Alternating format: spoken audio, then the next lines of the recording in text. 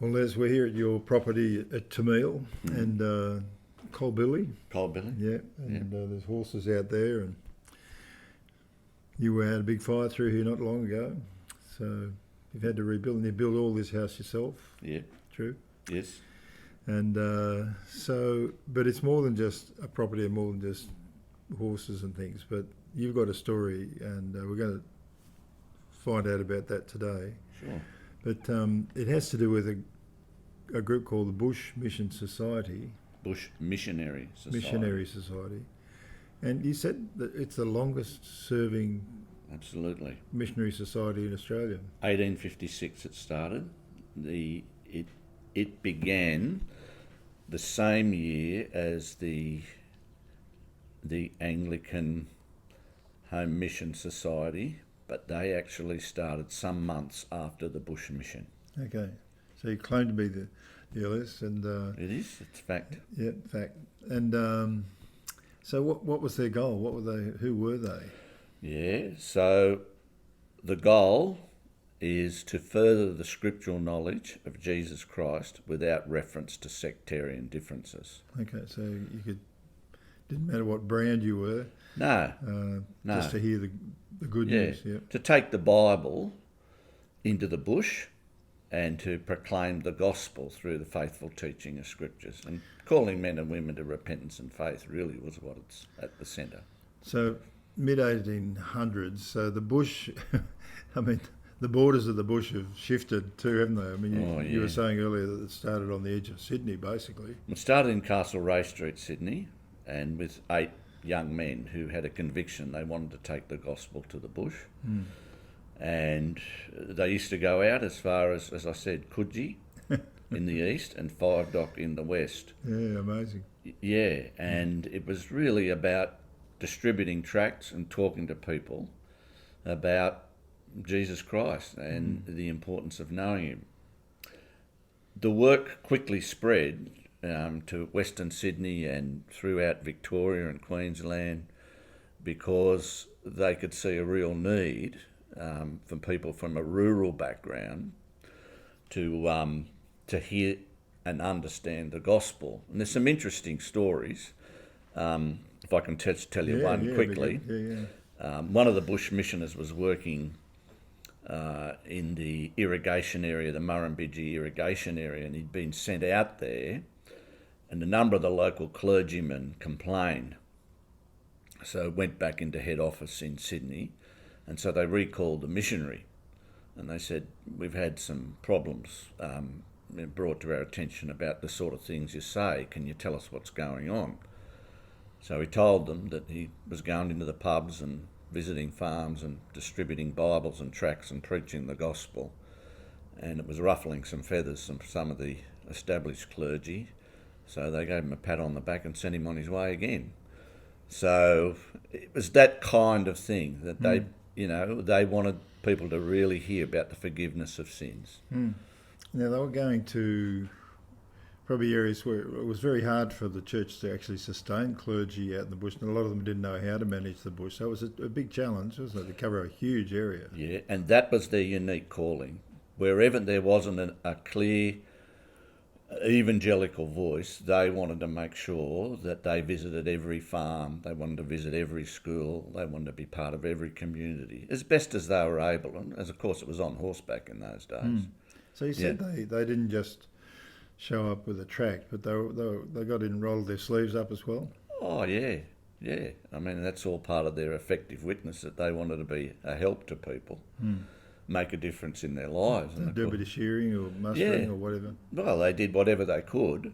But what impressed me more than anything, they not only went to the homesteads and spoke to the women and the kids, but they really wanted to have a ministry to the men who in those days were gone, very long hours. And they won the respect of so many people in the bush.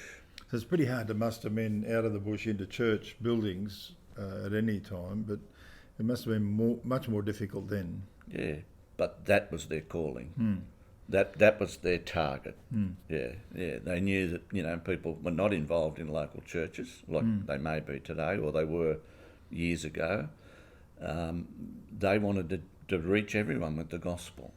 Yeah, so I know Henry Lawson wrote a poem called "The Christ of the Never" before the turn of the century, and he was talking about a preacher who used to do that. Like he'd follow the men on the track, or he'd go shearing with them and trying to get them home past the grog shanties and talk to them. And Lawson admired him. He called him the Christ of the Never.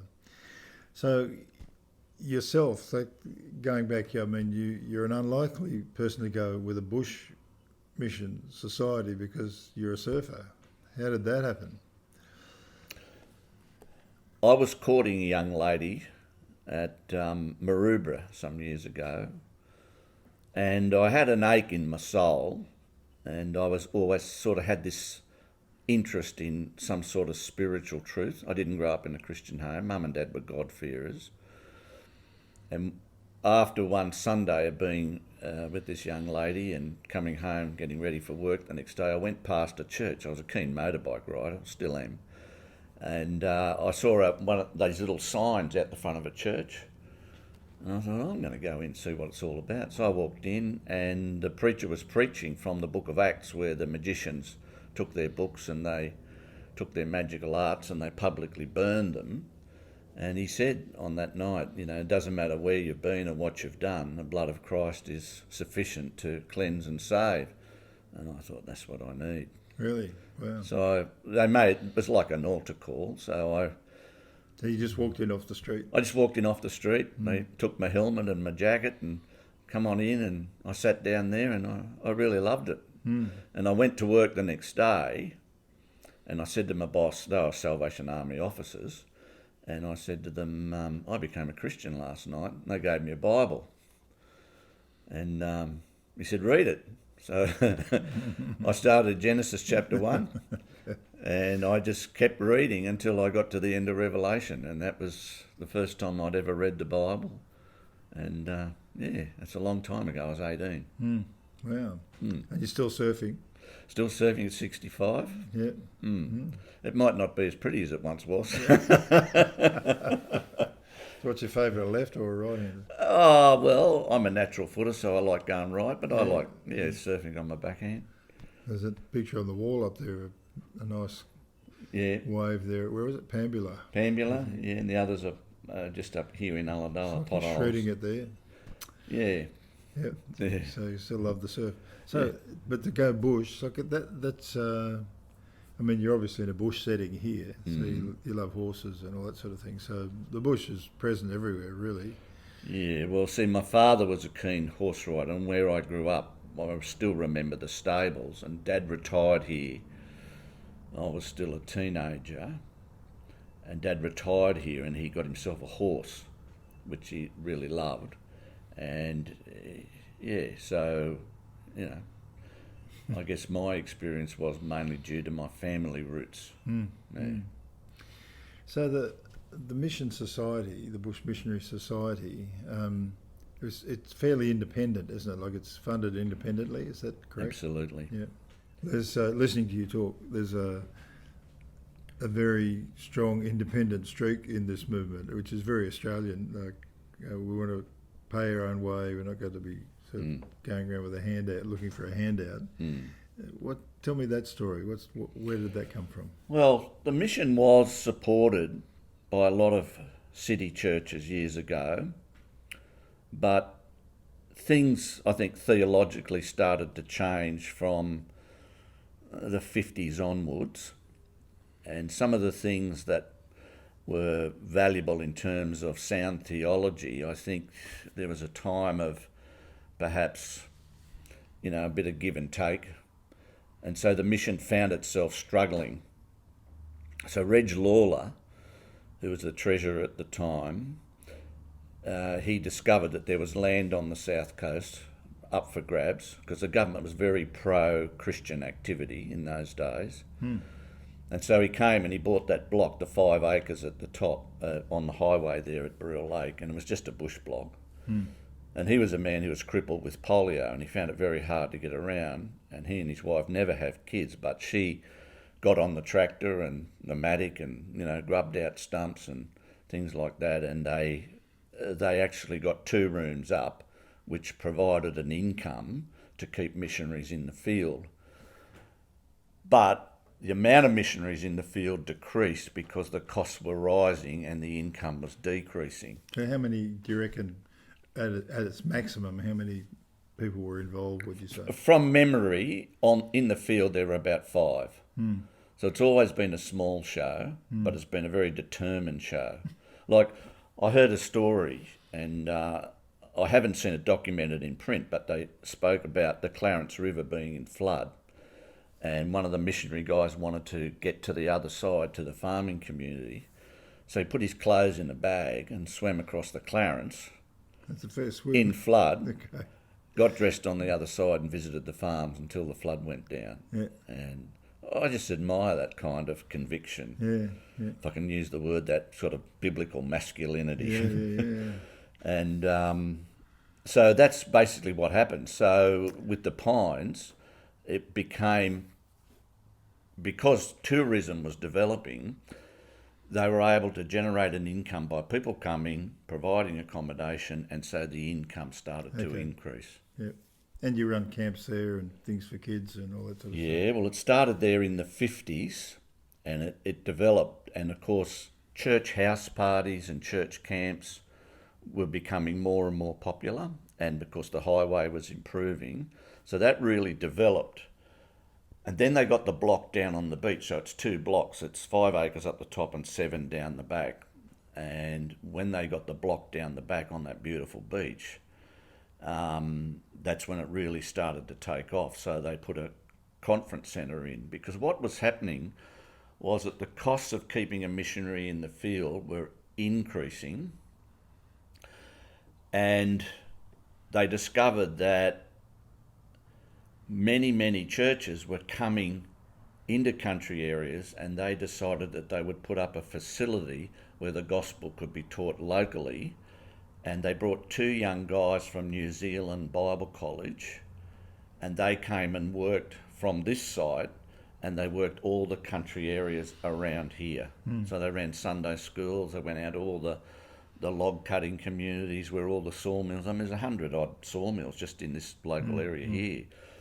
So that was in the 50s when that took off, 50s and 60s. There's something about men showing up, like people from the church showing up in the workplace, isn't there, that says something, doesn't it?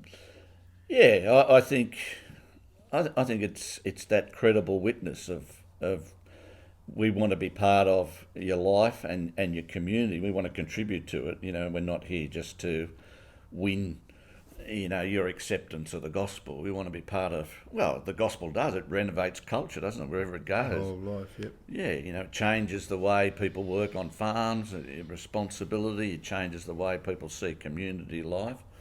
And I agree with that. I think that's what they did, and that's what I admire these people for. So you've been doing this for how long now? Well, I'm retired. I did 31 years with the mission. What kept you going? I guess the conviction that what we were doing I felt was right. Yeah, that's about all I can say. Yeah, I felt that it was right, that the bush needed a witness. And So how far did you go? I went as far as Western Australia. Wow. Mainly my contacts were locally here, but, into Victoria and Western New South Wales. Whereabouts in Western New South Wales? I used to go out to... I had a friend at near Hay, teacher out there. Hey, Helen Burrill, I think it was that. Yeah, and spoke at some conferences out there, and we brought kids from out west. I noticed on your map that they went out Condobolin, Yes. maybe Burke, I don't know. They went everywhere they could, but their main goal, and which I really admired and loved about them, was that wherever the evangelical voice was not firmly entrenched. So you might have a denomination firmly entrenched in a town and the clergy were faithful to the gospel, they wouldn't go there. They knew it was good. They wanted to go where there was no real witness.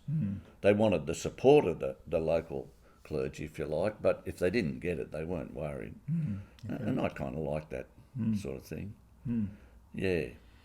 But what I used to do was I set myself up because I was a licensed Anglican, I had some kind of rapport with a lot of people, but I set myself up on site to do Bible teaching there, but my real passion was to be supportive of guys where they had no real witness and they were struggling on their own. So I'm still involved, like Bateman's Bay.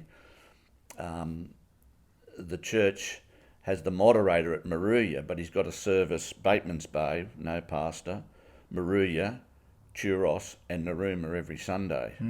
So that kind of work I got involved in. So whenever there was no real regular pastor, I saw that as part of my ministry, was to be in country areas helping guys who were struggling to be faithful.